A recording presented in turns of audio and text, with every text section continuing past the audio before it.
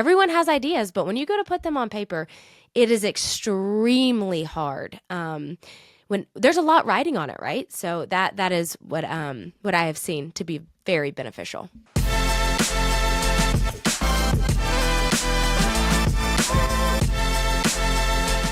Okay, so in today's episode, we're going to be talking about delegating content creation and also the planning of 2025 marketing strategy. I know, believe it or not, we are in Q4 and approaching Q1 very fast.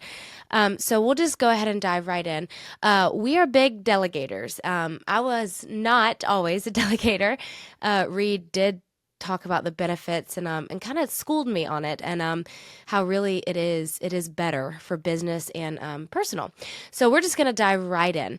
So, okay, Reade, we get this a lot, and you've written a lot of newsletters and content about business owners and there being some resistance, some hesitation on doing this. Yeah, so it's understandable to be a little hesitant to outsource, especially something that is coming from your own pen, right? So when we're talking about this, we mean like founder-led or leadership team-driven marketing content, right? Stuff that's going to be presumably being consumed or read from the perspective of the recipient as having been created by the leaders, the executives, the founders, the owners of the business, right? So a lot of our clients are kind of hesitant to give that away because they feel like it's not authentic if they aren't the ones that are writing it or that are really behind it in a major way. So we have actually worked on several things that have helped to minimize those concerns a little bit, and then we'll still make them feel as if their content and it's coming from their mind, like their ideas are what's being put forward, even though they're not having to actually put pen to paper, so to speak, to make it. Yeah, and let me talk about that for a second. So he's 100% right on our company does things like writing style guide. This is why it's important to have a brand guide as a company. But when we come in, it's okay if you don't have one. We create one for you. And what that means is Reade will take typically the onboarding call and basically dissect the owner or the person in charge that we're trying to write as if, and we will dissect their brain and get everything we need and create this. I mean, it can be up to 4 to 5 pages on writing style guide and how they want to be portrayed as their company. So that's great, Reade. And I will say our success rate has been, I want to say it's 100%, that we've never really gotten it 100% wrong once we do these writing style guides, because we do take the first 30 days of any campaign to really understand the voice of a client. That'd be a really simple takeaway, is that if you're going to delegate content creation to somebody else who's going to be making that content as if they are you've got to create a really easy to follow but super detailed writing style guide. We've done this for every one of our clients for years now, and it combines things like your voice and your tone and the way you like to come across with the technical knowledge that you bring to bear, and also a lot of those preferences that you may not even realize that you want to be added to content with your name on it. So make sure, whether you're delegating that to a team like ours or it's just somebody else in your organization, make sure they've got that, couple page document so they know how to make content as if they are you. Speaking of voices and speaking of each business holding that so dear to them, talking about unique voices, what would you say are some tricks that you have used with business owners to get that unique voice out? Because anybody can say, well, this is my business, we're Rogue Pine and we're friendly and approachable. And it's like, okay, but that doesn't quite make us a unique company. So what are some tricks you've used on some business owners to get that unique voice? Yeah, so one of the easiest things and one of the simplest things to do is to start with video, actually. So even if this video never sees the light of day, but you create it only for your team or for those you're outsourcing this content production to, if it's you on camera speaking the way you would normally speak, talking about a subject matter that you have a lot of knowledge and experience in, that's going to provide the most valuable translation of your style into a format that somebody else can learn from and then adopt some of those, just the ways that your turns of phrase and the ways that you present an idea and how you like to deliver stuff. So that's probably the our go-to in terms of really extracting the style from each person that we're creating content for. I really like that. And you made me think of something. So we are really big on consistency because this is through experience, I should say. Because is it better to have something done 100% correct with 100% a unique voice, 100% your brand, everything, or that 80% of this is still on brand, a unique voice, it portrays the client, but done consistently versus the perfection.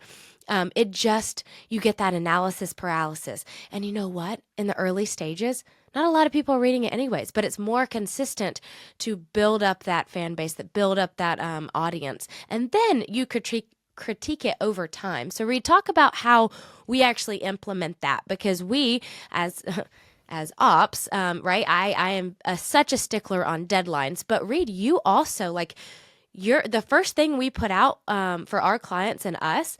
It's not necessarily 100% correct. So talk about over time how it improves.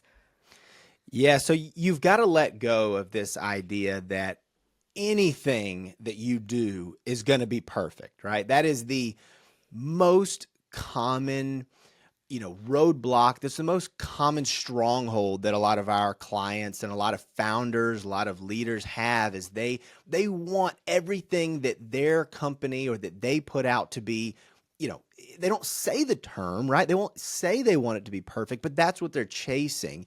And that is an absolute fool's gold, right? There's no such thing as perfect. So what we preach is that your first several iterations, even if you're creating it on your own or you got a team doing it, it's not going to be there just yet. But the only way to get it to a place where you just really love it and you're really proud of it is to make those incremental improvements over time, right? We publish something and we realize, you know what? I don't really think I like how we presented this. In the future, let's do it this way, or let's tweak it this way. Same thing goes from the delivery and the platforms, right? Hey, when we post this as a LinkedIn, long form post version, for example, it doesn't perform as well as when we do it like this. Maybe we use the carousel feature on LinkedIn, or maybe this concept is best communicated as a vertical video in a short format, or maybe this is something that's really best shown as a discussion. So those are things you just have to experiment with and make tiny improvements over time until you really find the recipe that works best. Yeah, and just like you said, then you go back and you look at the data and you say, okay, this one got a good click-through rate, this one didn't. Do we have too many links? And that is where the strategy comes in. So I love that you said that.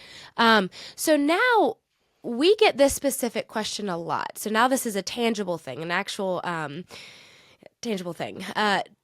Do you think, or should you use a personal brand newsletter and a presence, a personal brand or a company one, or both, right? So for clarification, we have many brands, or we have many clients that have kind of a consulting brand, personal brand, and then their company, right? So a consultant with a larger company. So what is the industry standard on that?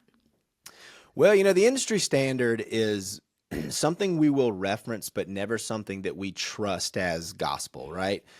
What I like to do is on a case-by-case basis, I need to figure out if there is a figure or a personality within the organization who's, somewhat charismatic, who's passionate, who has a little bit of a public, I don't want to say public persona in the term like celebrity, but just that isn't or is comfortable presenting themselves online, even if just on, LinkedIn or Facebook or whatever, where we can deliver it from the first person. That's always going to be your most persuasive bit of writing, especially, is if it's coming from the first person and it's speaking to the audience as if they are one person, right? So if I say something like, hey, we are, or, one should present to others, that's not very persuasive. But if I say something like, I need to tell you this, right? So that's a much more relatable bit of language. The other thing is that it's always going to get better reach in the short term if it's coming from an individual than if it's coming from a company brand. Now, there are exceptions to this, obviously. If you're a Fortune 1000 company and you don't really have a very visible chief executive, for example, then, and especially if it's coming from a department, those are some exceptions. But if you're a business and you're founder-led, or if you are an executive that is really making that effort to be publicly visible, then I would say let's start using writing from that first-person perspective. Sure, let's publish it on the company properties, right, on the company website, but we can even present it as, this is the letter from the president, or this is from the desk of the CEO, if you want to go more corporate and traditional, or we just go, hey, this is my views on the world, right? Me as the founder, me as the entrepreneur. Both of those are ways to stand out much faster, especially if you're just getting started with this type of content. We've now talked for maybe 15 minutes. Why is it so important for business leaders to delegate? Now, obviously, if they're an entrepreneur or a president of a company, they probably know by now why delegation is so important. But content does seem to be the last one that it takes the most to move. So from our position, obviously, we're a marketing agency that specializes in newsletters and social content and landing pages and things like that. But why is it so important to delegate it? Is it really just consistency, or what? What is the biggest positive from it? Well, there's a few different benefits. One of them is definitely the consistency, right? You may be a good writer. You may feel like you enjoy being on camera or something like that. But if you're an executive, if you're an entrepreneur, you probably do not have the time to make sure that you're putting out content on a consistent, regular schedule that's frequent enough to actually make some sort of an impact amongst your audience. So that's a huge advantage. Another one is that you might think you have good ideas, and you may very well have good ideas, but you probably lack some of the vertical skills needed to correctly edit, format, and distribute content across the different channels you need to get some meaningful reach. So having a team that specializes in this is super advantageous for that reason. And the other one is because I think it allows you to really just be creative, right? And to think and to spend your time thinking about what message is going to resonate with our audience. What meaningful content can I create next? And you're not having to spend so much time down in the weeds of, schedules and content pipelines and distribution channels and all that kind of stuff. So those are just three of the reasons that we immediately will cite as to why it makes sense to just hand this off to a team or somebody that can take care of it for you. Yeah, I would totally agree with that. And I'd also like to add what I've seen through experience is these entrepreneurials, these presidents of larger corporations, they like to have approvals on it, right? They want to see it. They want to see what's going out. But I will say it's a lot quicker and easier to get handed something that is 95% done, to say, hey, tweak this, tweak that, instead of looking at a screen and have the cursor blinking at you like, hey, what are we going to talk about? What should I talk about? Does my team know if I talk about this that it needs to be in conjunction with the events coming up? Well, guess what? That's exactly what our team specializes in. Right. So again, it speeds up this process of creation, because if they're given something at 90% done or 95% done, and they're like, oh my goodness, this is great, but I want to add this and this and this, and then they're done with it. Then they send it back to us and we do that for them. So I have seen that time and time again where everyone has ideas, but when you go to put them on paper, it is extremely hard. When there's a lot riding on it, right? So that is what I have seen to be very beneficial. Yeah, that's so true, Nikki. So you get as the main figure here that's creating the content, you get to kind of brain dump the idea. You don't have to worry about the nitty-gritty of getting it into the proper format for distribution, but then you get eyes on it right before it goes out to kind of give that critical, 10 or 15% of the editing and tweaking so that it's twice as good once it goes out, right? Because it's got your final approval and your final little revisions on it. So yeah, makes life a whole lot easier. And again, you can be so much more creative because you're not having to carry that heavy load of all the middle of the work, right? Yeah, and if I may just speak a little bit on, again, my experience as like account manager and operations, I think little to zero of people literally know how much goes into beginning of content and distribution. I think people just they'll get on this fixation and they'll write a newsletter and they'll send it out and they'll get really good response. They're like, this is great. Then they get busy or pulled into another meeting and it's not consistent.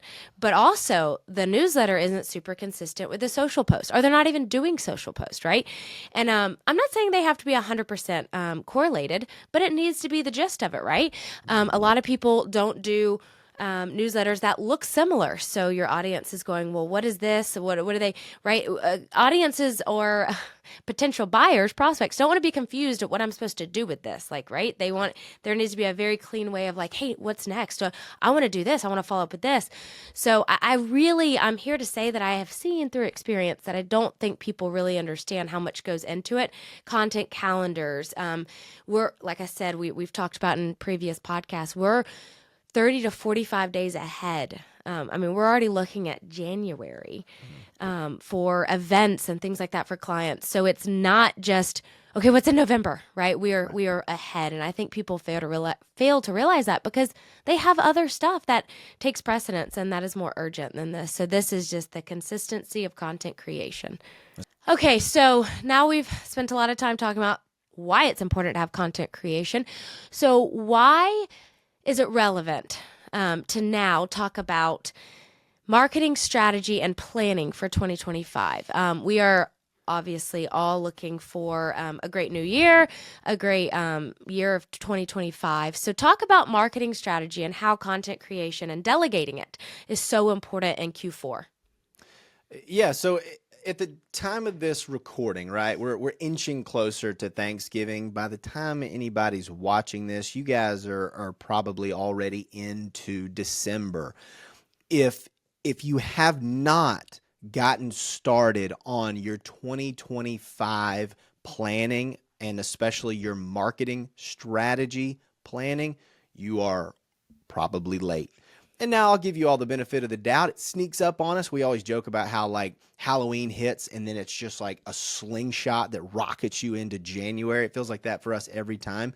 So this Q4, it really moves quickly. So what we are recommending to all of our clients is that we're having conversations by early December at the very least to make sure that our plan for 2025, or at least Q1 of 2025, is in place before we break for the Christmas holidays, right? Because we don't want to get back on the first day in January, his first work day, January the 5th, and are thinking, oh man, we never really solidified our plans.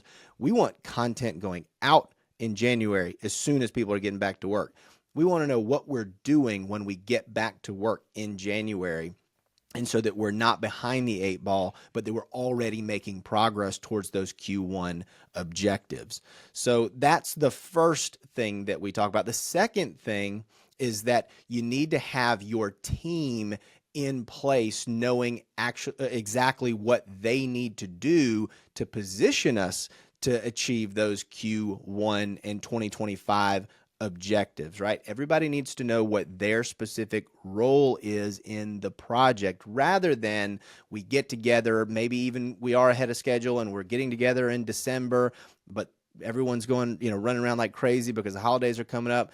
And then we just have this big dump of content and nobody really knows what their role is in it. Everybody needs to know what they're supposed to do. That's one of the reasons why we advocate having a team in place whose sole job is to make sure that we get content and then we edit, format, and distribute it and have it scheduled to go out at the proper time in the future. So those are two huge things that we need to be doing in December at the latest, so that we're ready for 2025. I would agree with that. And I also think it's a great time to revisit visions. And Reade said, have your team in place. Well, how does your team know what they're in place doing, right? You need to revisit those things. And I will say, I just finished this morning the 12-week year. I just finished, and honestly, it is the most beneficial book I've read in a very long time. It's 200 pages. Obviously, I didn't read it very quickly because I was trying to implement as I read it. But I will say I just recommended it to somebody. It is the most beneficial book about planning the year and breaking it up into chunks. So you basically take, instead of looking at a year perspective, and it's a great time to start it because we're about to enter in Q1. But the whole point is you take a 12-month year and you say, now we're going to take it into a 12-week year. So now there's quarters, and you just backtrack it, and it's basically 1 week. One day is essentially 1 week. And so you get more done each week, which means each month, which means 3 months out of the year, you're looking at huge monumental goals. So I would urge everyone to read it. I honestly, it's changing my perspective on how to plan in a year, since this is obviously an ops thing. But I will say that's what I mentioned, vision. I think it's great to revisit that, to remember, or to make sure your team remembers the vision and why we're doing it. And I think it's a great opportunity to start delegating content creation, just as Reade was saying. It's a great time to start. But Reade, if they can't delegate it, let's just say they're not ready to delegate it yet. Maybe they have a team that they want to give this information to. What are some things, if they're delegating it to their team or an agency like ours, what are some things that they need to start? Like, just start. Number one, what is it? Yeah, I mean, so we always say that the best time to, what's the phrase? The best time to plant a tree was yesterday. The second best time is today, right? So if you've got zero track record of publishing content, whether that's an email, like a newsletter, or on social, or on YouTube, the very best thing to do is just to get started and to do something consistently enough where you prove it to yourself that you can, right? We have a lot of founders and entrepreneurs, they come to us and they say, well, we've been trying something for like the last 6 months. And they're like, we haven't been super consistent, or we haven't published as often as we like. But that does give us a great foundation from which to build. I've never once thought, man, I wish they hadn't done anything before, right? Like that's never something that your team is going to say. I wish you'd never even tried, or this was so bad you never should have done anything. That's terrible advice. So if you haven't done anything, then just get started. If you have been doing content, right? If you've been publishing content somewhat consistently, then the next step is to say, well, how can we make this more regular so that our audience knows what to expect from us and at least starts to get familiar with us landing in their inbox? And our suggestion there is usually to try to get as far ahead in the schedule as you can, right? Which means if you're right now publishing once a month and you say, I want to go to twice a month, do not just try to hustle yourself into another newsletter, in the next month. Our recommendation would be to hustle, get another one that's written, ready to go, and scheduled for next month, and then see if you can get another one out ahead, right? So that you're scheduling 2 newsletters for next month, right? If you can prove to yourself that you can get 2 or 3 ahead in the schedule, then you're in a really good position to then start increasing the frequency of posting. This is the same thing is true for, if you're putting out YouTube content, if you're putting out content just on social media. Challenge yourself to see how far ahead you can get in the schedule before you increase the frequency.